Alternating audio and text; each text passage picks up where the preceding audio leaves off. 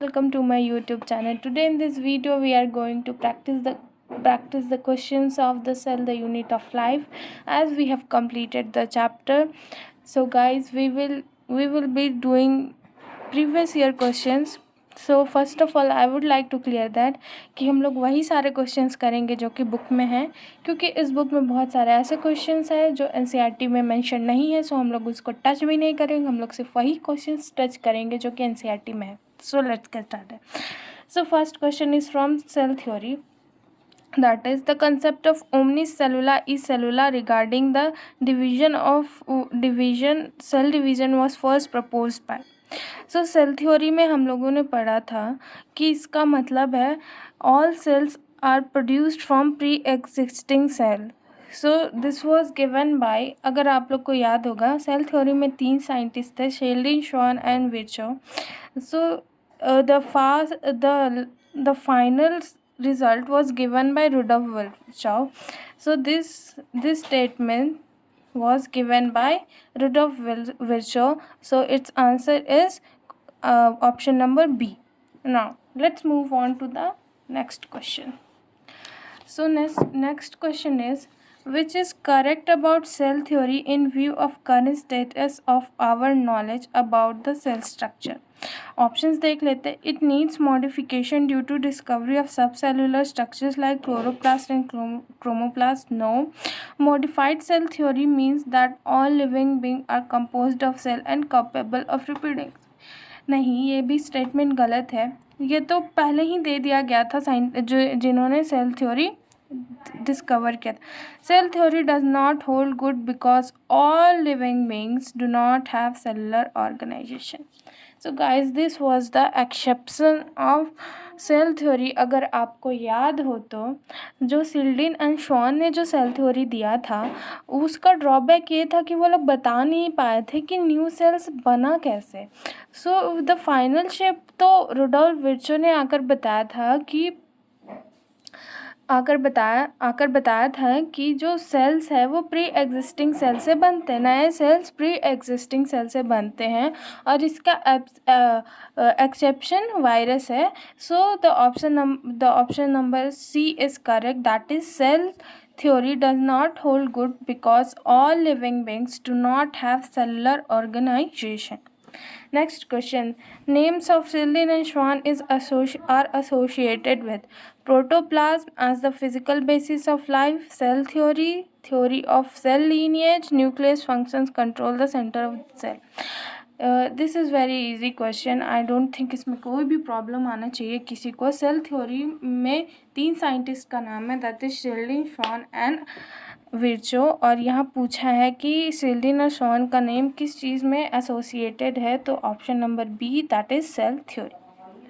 Now these questions are out of NCERT, so we will not going to touch this. Next question पे move कर जाएंगे हम लोग. Which of the following statements about inclusion bodies are incorrect? Guys, इसमें लोग बहुत गलती करते हैं. कभी कभी ह्यूमन एरर होता है कि हम लोग इसको करके हम लोग करेक्ट कर लेते हैं. सो ध्यान से क्वेश्चंस को पढ़ना है. चलो. They are not bound by any membrane. बिल्कुल सही है. These are involved in ingestion of food particles. गलत लग रहा है, आगे पढ़ते हैं. They lie free in cytoplasm. अगर आप लोगों ने एनसीईआरटी का वो पैरा ध्यान से पढ़ा होगा तो इंक्लूजन बॉडीज़ में था कि inclusion bodies are non-membrane bound structure. They are lie free in cytoplasm. They represent reserve material in cytoplasm. और उसमें था cyanophycin granule, phosphate granule etcetera. So option number B is incorrect. So इसका answer क्या होगा? Option number B. आगे question भी पढ़ लेते हैं. Options. They lie free in the cytoplasm, बिल्कुल सही है. They represent in reserve material in cytoplasm, अभी बताए, ये सही. Select the wrong statement. Again wrong को सर्कल कर लेना है. Bacterial cell wall is made up of peptidoglycan, बिल्कुल सही है. Pili and fimbriae are mainly involved in mortality of bacteria, यही गलत हो गया. अब एनसीईआरटी में देखना गाइज, ये सीरीज़ देखते हुए आप अपने बगल में एनसीईआरटी ज़रूर रखना, ताकि मैं जहाँ बोलूँ कि एनसीईआरटी देखो तो आप पिलाई फिमरिए वाला प्रोकैरियोटिक सेल में सेल का पार्ट खोलो, उसमें साफ साफ लिखा हुआ है pili and fimbriae do not play any role in the mortality of the cells, it function is to attach on the rock substrates. So यही गलत हो गया, फिर भी चलिए हम लोग आगे के ऑप्शंस को पढ़ते हैं। सो साइनोबैक्टीरिया लैक फ्लैजिलेटेड सेल, बिल्कुल सही है। Mycoplasma is wireless micro organism, बिल्कुल सही। ये भी हम लोग पढ़ा है कि माइकोप्लाज्मा जो है उसमें सेल वॉल नहीं होता है और they can survive without oxygen. So option number B is the answer of this question. Let's move on to the next question, that is, which of the following structure is not found in a prokaryotic cell? So first of all, हम लोगों को पता है कि prokaryotic cell में membrane bound nucleus नहीं होता, nuclear envelope नहीं होता, ना ही मेम्ब्रेन बाउंड ऑर्गेनेल्स होता है। सो हम लोग ऑप्शंस में देखते हैं। मीजोजोम्स, आप सबको पता है कि मीजोजोम्स तो मोस्ट इम्पॉर्टेंट स्ट्रक्चर है प्रोकैरियोटिक सेल का, जिसका एक्सटेंशन से प्लाज्मा मेम्ब्रेन बनता है। ये बहुत सारे फंक्शंस भी परफॉर्म करता है, जैसे कि respiration, cell division, DNA replication etcetera. Plasma membrane, we know कि प्लाज्मा मेम्ब्रेन हर एक सेल में होता है। और next is nuclear envelope. So prokaryotic cell में न्यूक्लियर एनवेलप नहीं होता है। सो इसका आंसर है ऑप्शन नंबर सी और राइबोसोम। सबको पता है कि राइबोसोम्स प्रोकैरियोटिक और यूकैरियोटिक दोनों सेल्स में प्रेजेंट होता है। प्रोकैरियोटिक में 70s राइबोसोम्स होते हैं एंड यूकैरियोटिक सेल में 80s. Now let's move on to the next question, that is the structures that help some bacteria to attach to rocks and host tissues. अभी previous question में हमने देखा था और मैंने बताया था कि बैक्टीरियल सेल्स को रॉक्स में अटैच और टिश्यू होस्ट पे अटैच होने के लिए पिलाई एंड फिम्ब्रिए हेल्प करते हैं। तो it's answer is option number D, that is fimbriae. Now next question, which one of the following is not an inclusion body found in prokaryotic cells? Options are glycogen granule, phosphate granule, sinophysian granule and polysome. तो guys ये सारे तो हमने पढ़े ही हैं कि glycogen granules, phosphate granule, cyanophycin granule are inclusion bodies. Inclusion bodies का फंक्शन क्या होता है? ये सेल के लिए they act as a reserve food material for a cell. So guys polysome क्या होता है? बहुत सारे राइबोसोम अटैच्ड होते हैं सिंगल mRNA पे, उसको पॉलीजोम कहते हैं. सो इसका कोई रिश्ता नाता नहीं है इंक्लूजन बॉडी से. Now next question, which structure perform the function of mitochondria in bacteria? Okay,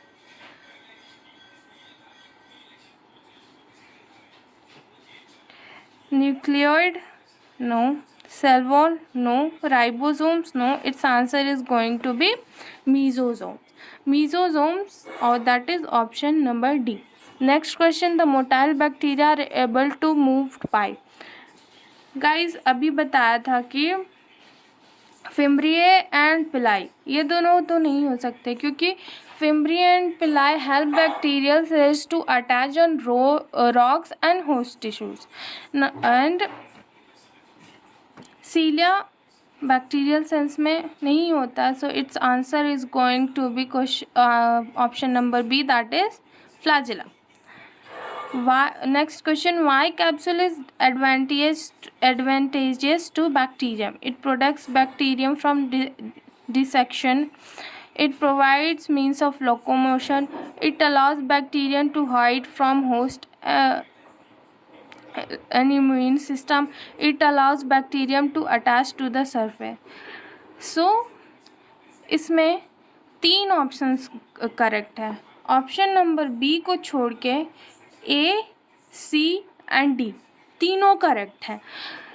option number B is provide means of locomotion. Locomotion में तो कैप्सूल का कोई रोल ही नहीं है. It does not. हाँ, कैप्सूल का रोल है प्रोटेक्शन देना, होस्ट से बचाना बैक्टीरिया को. It allows bacteria. सो अगर हम लोग देखें इसमें मोर रेलेवेंट ऑप्शन इसमें देख के हम लोग को आंसर करना है. सो इसका आंसर होगा ऑप्शन नंबर ए. अगर मोर रेलेवेंट हम लोग देखें तो the term glycocalyx is used for a layer present between cell wall and membrane of bacteria. No. देखो बैक्टीरिया में 3 लेयर होता है. सबसे पहले आता है glycocalyx, then cell wall, then cell membrane. So glycocalyx is the outermost layer of the bacteria. So option number A is completely incorrect. cell wall of bacteria गलत. Cell wall of bacteria में glycocalyx नहीं है. Bacterial cell glyco engineer to possess an glycosylated proteins. Wrong. This is wrong. A layer surrounding the cell wall. Guys this is the correct answer. It's saying that a layer surrounding the cell wall of the bacteria. That is it's saying कि cell wall के जो outer layer रहता है उसको glycocalyx बोलते हैं. And glycocalyx is the outermost layer of the bacterial cell. तो option number D is completely correct. Chromosomes in bacterial cell can be 1-3 in number and are always circular or always linear. Can either be circular or linear but never both within the same cell. Can be circular as well as linear within the same cell. So option number A is correct. यहाँ पे बात हो रही है plasmid की और plasmid हमेशा circular होता है. Photosynthetic bacteria have pigments. Chromatophores. Option number B. Guys bacteria में क्लोरोप्लास्ट नहीं, क्रोमोप्लास्ट नहीं होता. Chromoplast is the characteristic of eukaryotic cell. Leucoplast and chloroplast, these are all the pigments of eukaryotic cell. अगर आपको याद हो तो मैंने आप लोगों को ये प्लास्टिड्स में क्लियरली बताया था इस सब में डिफरेंसेस करके. So and this is given. अगर आप मीजोजोम का लास्ट पार्ट देखो तो वहाँ पे क्लियरली दिया bacterial cells have some pigments, that is chromatophore. So answer option number B is correct. The site of respiration in bacteria is mesosomes. हम वहाँ पे हम लोगों ने फंक्शंस पढ़ा था मीजोसोम का. It helps in respiration, DNA replication, बहुत सारे फंक्शंस पढ़े थे जिसमें से वन ऑफ द फंक्शन ये भी था respiration. So option number D is correct, that is mesosome. Now let's move on to the next question. That is next question is on the form of matrix Mac. So इस type के questions में हम लोग को क्या करना है, पहले सारे इधर के ये लिख लेने हैं. That is A B C D. ऐसे ये इस टाइप के क्वेश्चन सॉल्व करने में ऐसे इजी भी पड़ता है, गलती भी नहीं होती और जल्दी भी हो जाता है. अब हम लोग मेटासेंट्रिक क्या होता है हमने बताया था कि जो सेंट्रोमियर जो होता है वो क्रोमोसोम के एकदम सेंटर पे प्रेजेंट होता है और वो दोनों आर्म्स को इक्वली डिवाइड करता है. तो लेट्स फाइंड आउट किस में ये दिया हुआ है. Centromere is situated close to the end of the forming one extremely short and one very long. ये तो एक्रोसेंट्रिक है. सेंट्रोमियर एट द टर्मिनल, ये तो टीलोसेंट्रिक है. उसके बाद centromere in the middle forming 2 equal arms of the cell. So A का answer third होगा, तो ए का मैच थर्ड होगा। ना ऑप्शंस देखते हैं कि ए में थर्ड किस में दिया हुआ है। सो ऑप्शन नंबर ए में ही ए का थर्ड है। सो बाकी ऑप्शन देखने की ज़रूरत ही नहीं है, एग्ज़ाम में टाइम सेव करने के लिए ऐसे क्वेश्चन सॉल्व करना है, तो इसका ऑप्शन नंबर ए सही हो जाएगा। लेकिन हम लोग आगे के भी देखेंगे। एक्रोसेंट्रिक क्रोमोसोम, ये तो बी का फर्स्ट, जहाँ पे हम लोगों ने अभी देखा कि centromere situated close to the end forming one extremely short and one very long. So B का फर्स्ट आप देख सकते हैं, यहाँ बी का फर्स्ट है। नाउ सब मेटासेंट्रिक में क्या होता था कि जो है वो सेंट्रोमियर जो वो सेंटर से थोड़ा दूर होता था और एक आर्म थोड़ा छोटा और दूसरा बड़ा। सो इसका देखो, centromere slightly away from the middle forming one shorter arm and one longer arm. So C का फोर्थ ऑप्शन में देखो, सी का फोर्थ। टीलोसेंट्रिक का सेकंड, मतलब डी का सेकंड, बिकॉज यहाँ दिखा है centromere at the terminal. So option number A is correct. Now next question, which of the following statement with respect to endoplasmic reticulum is incorrect. Again incorrect को circle कर लेना है। RER has ribosome attached on ER, बिल्कुल सही। SER is devoid of ribosomes, बिल्कुल सही। In prokaryotes only RER are present। Next देखते हैं, SER is a site for lipid synthesis, ये भी सही। सो इसमें गलत कौन सा है, that is option number C, क्योंकि प्रोकैरियोट्स में एंडोप्लाज्मिक रेटिकुलम होता नहीं है। Next, which of the following is incorrect statement? Nuclear pore act as a, again we will circle incorrect. Nuclear pores act as a passage for protein and RNA molecule in both the direction between nucleus and cytoplasm. Absolutely correct. Mature sieve tube elements possess a conspicuous nucleus and usual cytoplasmic organelles. This option is looking something incorrect, but we'll next read another option. Microbodies are present in both plant and animal cells. Absolutely correct. The perinuclear space form barrier between the materials present inside the nucleus and that of cytoplasm. Absolutely correct. So guys, this in this question incorrect option is option number B. Now next question, again it is a matrix max question. Now how I have earlier told you the correct trick for the questions are Christe. What is Christe?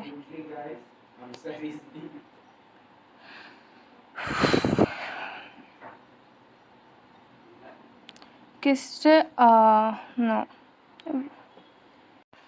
Now let's move on to the next question. The next question is matrix maths question. So I have told you कैसे solve करना है इसको, पहले आप लोग सारे इधर के लिख लो। नाउ फर्स्ट इज क्रिस्टे, और लेट्स सी ये किस में मैच होता है। प्राइमरी कंस्ट्रक्शन इन क्रोमोसोम, बिल्कुल नहीं। Disc shaped sacs in Golgi apparatus, no. Infoldings in mitochondria, so it is matching to the option number third, so P का third. Now thylakoids. Thylakoids are flattened membranous sacs in stroma of plastis. So option Q का क्या हो जाएगा, fourth. Now centromere. Centromere is the primary constriction in chromosome. Clearly it is the line of NCERT if you have read it carefully, and I have also told you that centromere is the primary constriction in chromosome. So R का first। Cisternae is disc shaped sacs in Golgi apparatus, so S का होगा 2। Now let's see the options.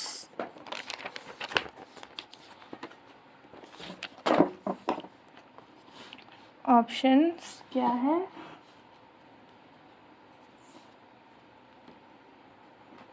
So option number D is correct, that is P का 3, Q का 4, R का 1 and 2 का that is S का 2, that is option number D is correct. Option number D is correct. Now next question. When the centromere is situated in the middle of two equal arms of chromosomes, the chromosomes is referred as metacentric, that is option number B. The organelles that are included in endomembranous system.